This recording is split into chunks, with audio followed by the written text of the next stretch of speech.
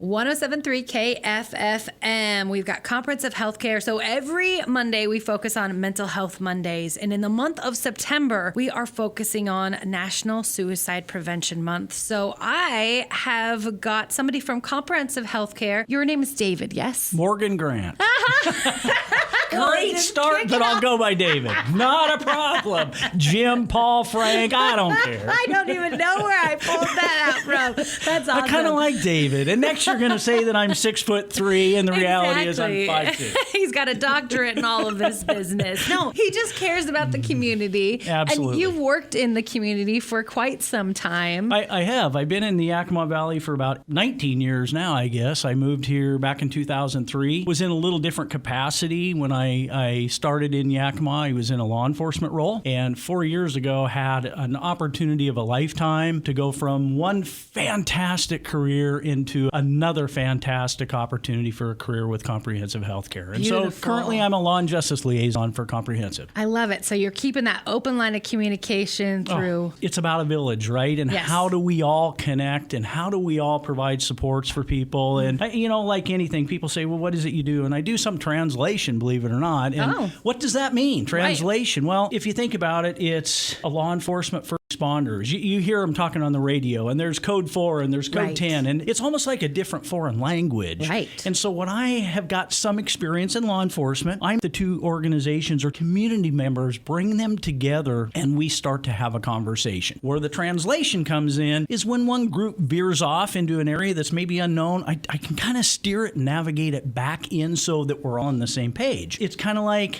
the uniforms of police. If you see a badge and a gun, they're all cops, right? But each agency's got a little bit of a culture, a few biases maybe here and there, and biases aren't a bad thing. Again, it's about getting the conversation to the table and getting people kind of communicating on the same level about the same topics. Yes. And we had mentioned before I cracked the mic, and you were talking about having tools in your toolbox. And that is why you are here today. That is absolutely why I'm here. I'm an instructor for mental health first aid. And one of the things that I tell people all the time is, as a trainer, I'm not going to train you to diagnose mental illness or substance use disorders. It's more about creating opportunities to know what resources we have within the community so that anybody can dial that number, get on the internet, look for resources that they can share with somebody at the time of need, and then try to do their best to walk alongside them through those challenging times and make sure that they get the support. That's the role. It's like a basic first aid card. Anybody should be able to do it, and that's what we want to do. Break down the stigma and start having some conversation. Well, thank you, Morgan, for coming in here and talking about that. I guess we should maybe start off the one phone number that we're going to give you today. If there is a crisis with comprehensive healthcare, what number should they be calling? Absolutely. We have a number that everybody can reach within Kittitas, Yakima, and Walla Walla counties. It's 1-800-572-8122. Again, 1-800-572-8122. That'll do is take us into the crisis center where they'll connect with someone that gets that process underway. And I think that's so very important, especially, doesn't matter the crisis. I mean, crises come in all sizes and everybody, depending upon your life experience, right? Where are you at this point in time?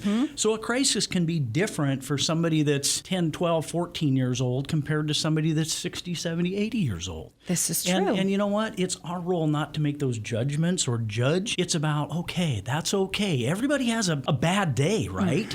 How do we move forward? And it's sometimes just having that person to walk alongside them and reach into that toolbox and start pulling out really what I call is hope with facts. What's the hope? Oh, wow. That's what I need at this point in time. Right, because you're feeling a little lost. Maybe you don't even know how to verbalize it. And I'll be honest, I've called the number before. When you're stuck in a rut and you're not quite sure what to, this is a perfect phone number to call, 1-800-572-8122. It's a professional that's on the other line. Absolutely. They have training. Absolutely. You tell them as much as you can figure out what to say. And it's okay, right? Yes. It's starting. It's a safe space. Absolutely. Start the conversation. Let's knock down the stigma and say, this is a bad thing. This is just the opposite. Everybody has a bad day. Right. If those bad days turn into weeks or months, that's where we really need to be paying attention. Be good listeners and non-judgmental and engage in people. What I tell people is the best thing that I try to do is look and ask myself, so what could this person or what should this person be doing that they're not? What aren't they doing that they should be, right? The tools. The tools. And then if I see something, it's just continuing to engage. But, Right. but be patient. Yes. Be a good listener. I have to laugh at this because I tell people I've been married for 38 years to the same fantastic best friend wife in the world. Congratulations. It's just within the last few years that I would get home and she would be telling me something and I would be listening, but a lot of times I wasn't hearing. And that's, as a good listener, one thing we really need to focus on is Yes. not being judgmental. Let our biases go. It's not about us. It's about them. And what are they saying and how can we help them? And then within our means, right,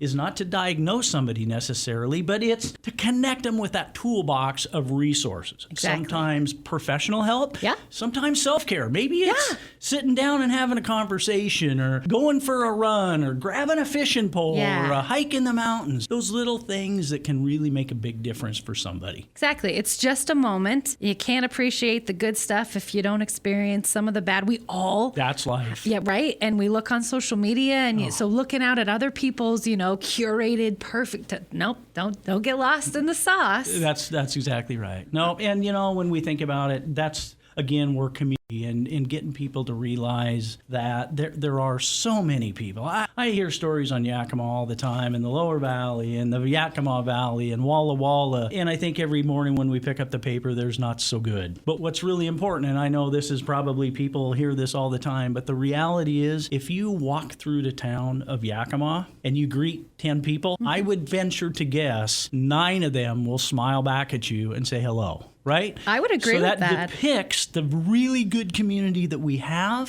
The lack is a lot of people just don't know what the process or what are the resources out there or how do I connect with somebody that's in a challenge and how do I say the right thing to them? Right. Stigma. I mean, the one thing that's unbelievable is there's still this stigma around suicide.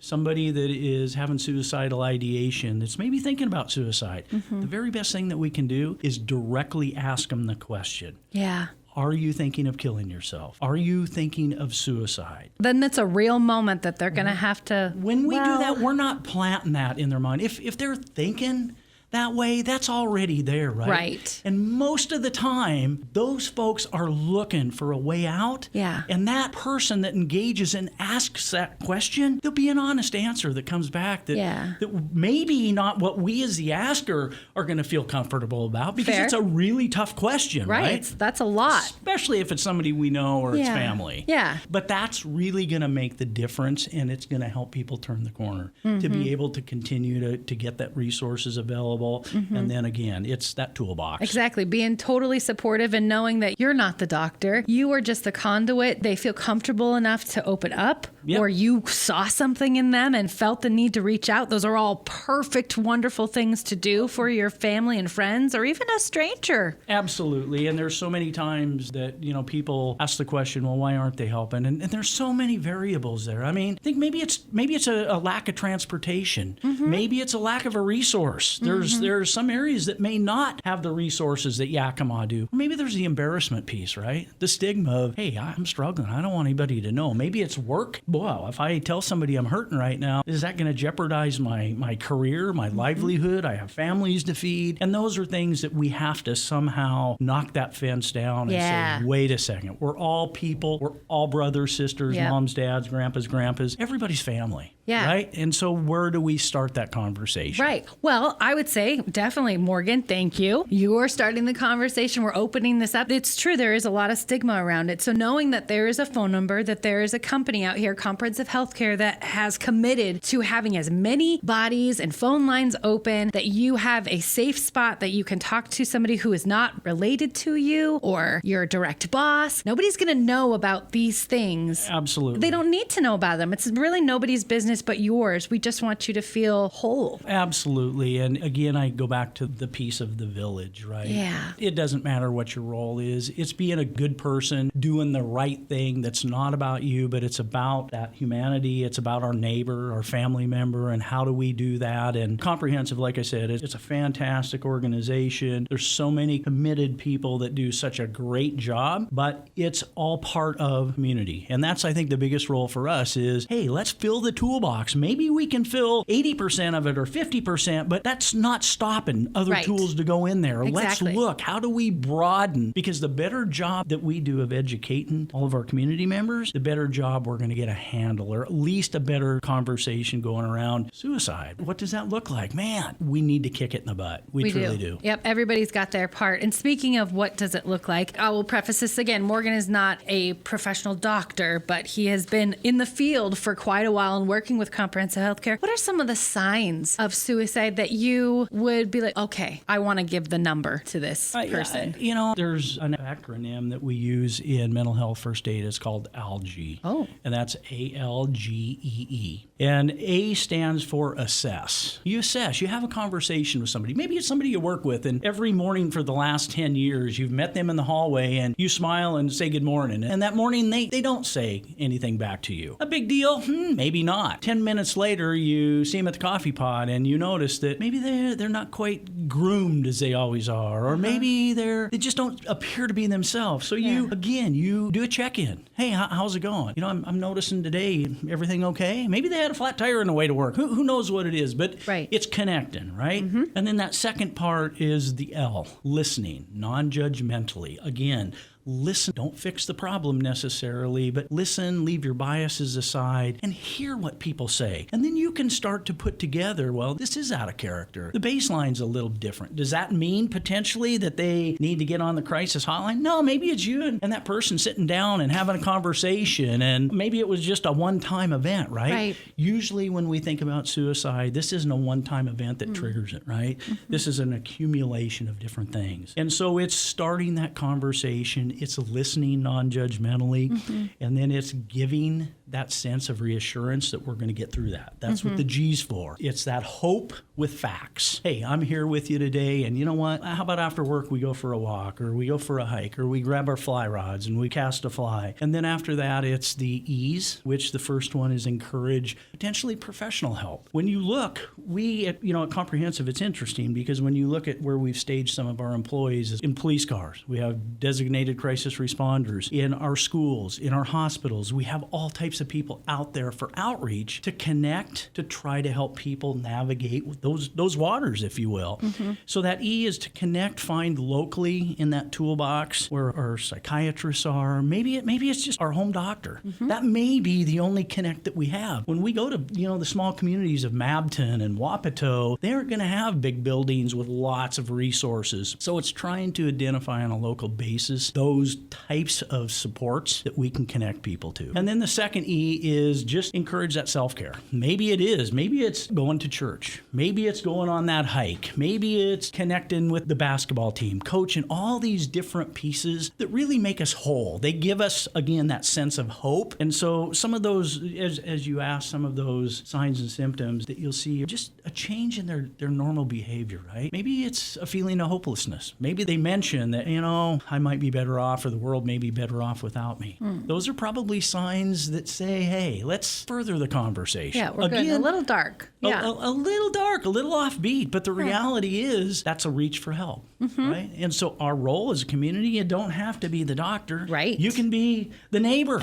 Yeah. Hey, I've lived next to you for 20 years, and man, how's it going? What's going on? Start that conversation. Because they're somebody's brother, sister, mother, father, aunt, and uncle, right? Yeah, as often as you can. And if you feel it, go with the feeling. Because Absolutely. we have that intuition where you could tell something and then it nags at you if you didn't do it. So the more you do it, the easier it is to open that line of communication. It is. And, asking that question, Sarah, are you thinking of killing yourself? That is a scary, not being the receiver, but the giver for that question can be really uncomfortable, especially if you're sitting across the table from a relative, a mom and dad, maybe a grandpa, right? Yeah. Or maybe a child. To ask that question can be hard. So we, again, have to prepare ourselves not to soften the blow, because what we find is that's not the best answer. The best answer is that directness. Yes. Are you thinking of killing yourself? And if the answer is yes, then there's more steps that we can go. What does that look like? Do you have a plan? Do you have the means? Right. So there's more to that question, but that's the very first part of doing it. And it's interesting because in one of the classes that I am involved with the mental health first aid, we actually go around to all the attendees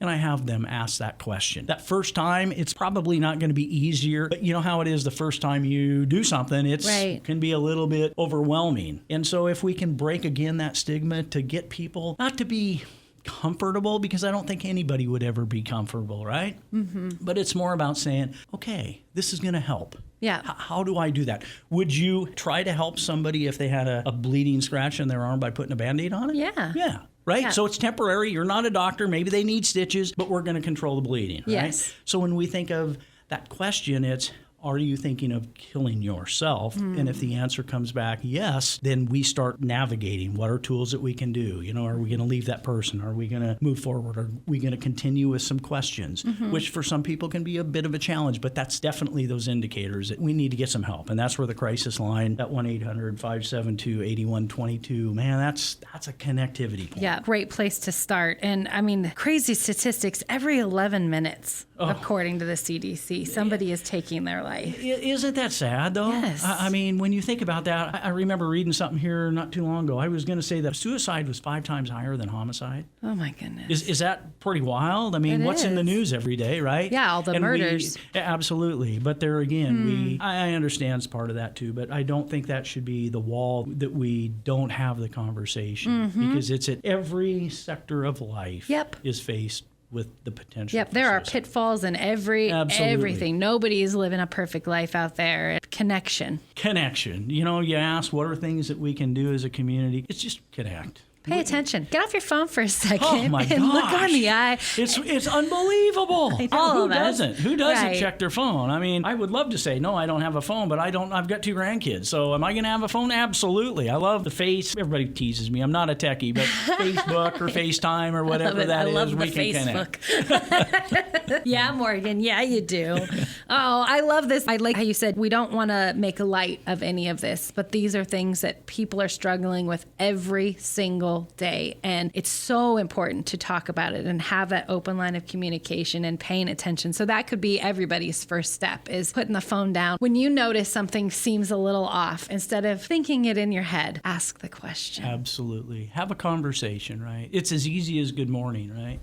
I mean, how hard is to say, hey, how are you? Sarah, Yeah. great to see you. How's Yeah. things going? That's the way to start any day. Yeah, you love it when other people do it to you. Imagine that person that feels like they're drowning, and all of a sudden Morgan just walks by and be like, "Hey, looking good today. You're crushing it." And Absolutely. all of a sudden they see a little bit of sunshine through the gray. There's something different. And then even with ourselves, you know, sometimes it's hard, again, to see what we're doing. But Right. what I tell people a lot of times is, how about that check-in? You know, we mentioned maybe it is a family member, and it's okay to have a bad day. That's, I think, yeah. the other thing. I mean, that's part of life, right? It's okay to have a bad week, We a have bad month. crappy days. Absolutely. I mean, Yes. look at the last year and a half. Can we say that Gosh. nobody was affected by The all that's lost going on in years. the world? It's gone, though, right? It's true. It's so we can't past. focus on that. Let's focus on, so what did we learn? What did we take away? How do we move this thing forward? And I think what we learned is we all can be vulnerable. Yep. And what's the resilience? How do we try to navigate? I don't know if you could ever say cure all these things, but Fair. what are the tools that are out there? What's in the toolbox? When I have a bad day, you know, maybe it helps if I look in the mirror in the morning. Yeah. And I look at myself and go, wow, you lost another inch. You have half the hair you did yesterday. That's just part of Lost life. weight from the hair, so There you know. go. So that's a good thing. So there's positives, but again, it's checking in with ourselves. And that's the one other thing that I just wanted to mention. You know, if you engage, if you happen to notice or see maybe somebody's baseline's a little different, not everybody is always willing to share. Right. Right?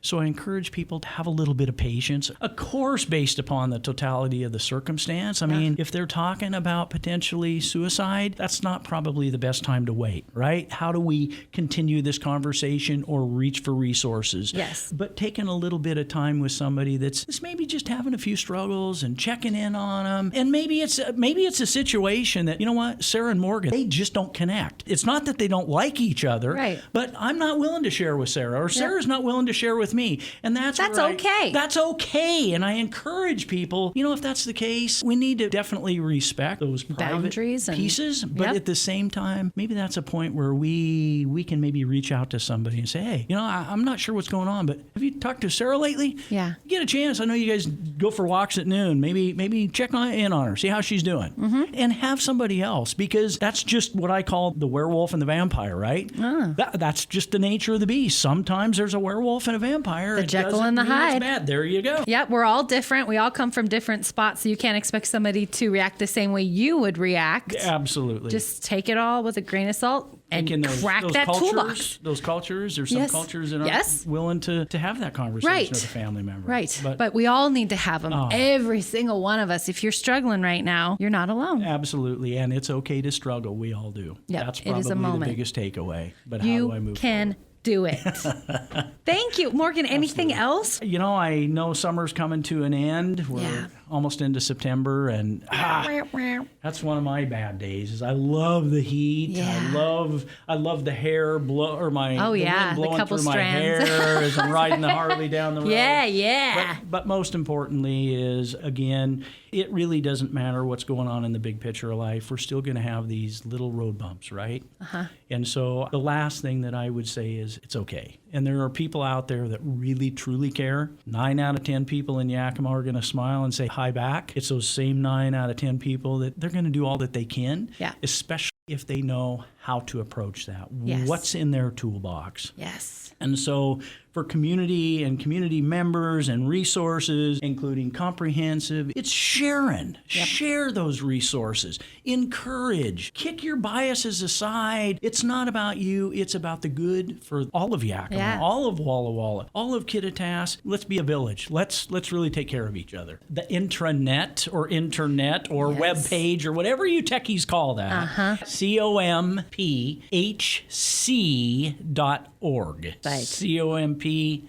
COMPHC.org. Lots of information, lots of free courses and Absolutely. classes and Come volunteering sign and up. training. Come and- sign up for our mental health first aid classes. You can jump on the internet. You can get connected on how to go through that process. We have SAFE, which is suicide awareness for everyone. Yes. We've got a couple instructors, Paul and Jim, that have been doing this for years. They are fantastic. Just amazing resources by themselves. Definitely, please reach out and keep us in your toolbox, and we're there if you need us. More tools for the toolbox. More tools for the toolbox. Keep that chant. All right. Grab your passions and just do it. There we go. Thank you, Morgan. Thank you very much. All the details can be found over at kffm.com or keyw.com.